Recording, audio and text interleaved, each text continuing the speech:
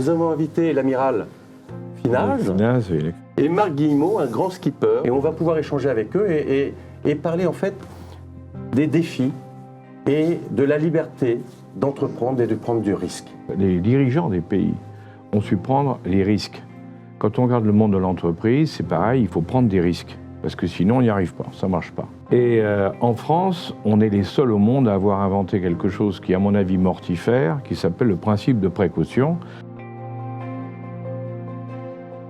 Si vous acceptez l'idée du risque, ça va vous aider à constituer un groupe performant. Exactement. Et donc, refuser le risque, c'est idiot parce que c'est consubstantiel à la vie. C'est pas très malin parce que, de toute façon, votre mission, par nature, va vous imposer de vous l'affronter. Donc, vous ne pourrez pas remplir votre mission si vous n'acceptez pas l'idée du risque. Et enfin, et troisièmement, c'est stupide parce que finalement, accepter l'idée du risque, c'est un levier managérial absolument extraordinaire.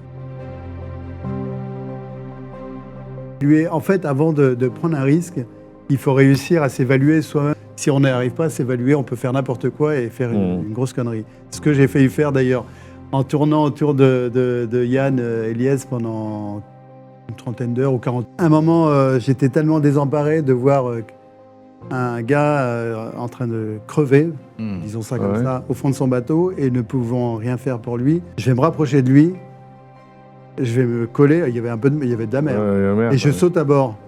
Le seul truc, c'est que on risquait de perdre 2 mecs. Donc lui, Yann et moi, on perdait 2 bateaux parce que le contact, voilà.